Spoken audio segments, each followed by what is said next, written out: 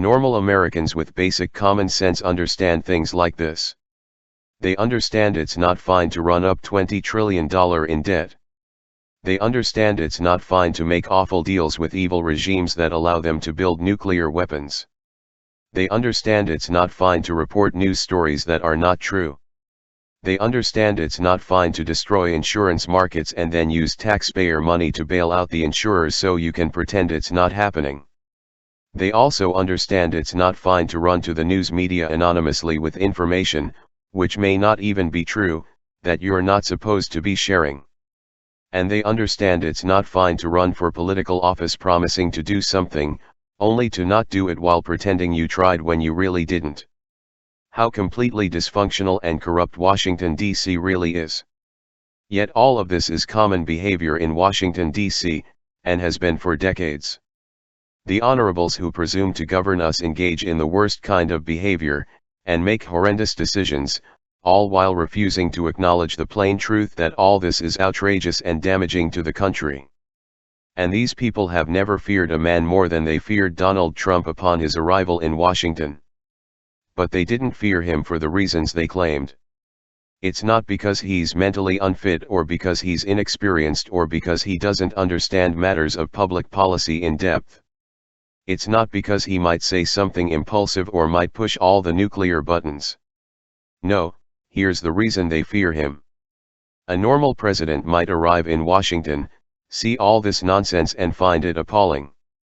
But the oh-so-wise old Washington hands who have been brought on to advise him will explain to him that this is how the game is played, and if he wants to get along in Washington, then he has to learn to play the game. You can't say anything, Mr. President, because if you alienate these people they will not allow you to get anything done. That is what they will tell him, and he will follow their advice because they're his advisors and they know how things work in this town. So he'll try to get along by going along, and he won't tell the American people how completely dysfunctional and corrupt Washington, D.C. really is. Washington persists day to day with the fiction that it's all just fine, and that there is nothing to worry about. This is how scam survives. Everyone who wants to say something is told they'd better not, so they don't, lest they be marginalized and outcast by the people who know where the bodies are buried. Often a person will go to Washington with the best of intentions to tell it like it is and all that, but once he gets there he's taken aside and told you can't operate that way, so he quickly falls into line. And no one tells it to you like it is. When Washington saw Donald Trump coming, they were mortified because they saw a man they might not be able to bring under control. They saw a man who might not listen when they told him how things have to work.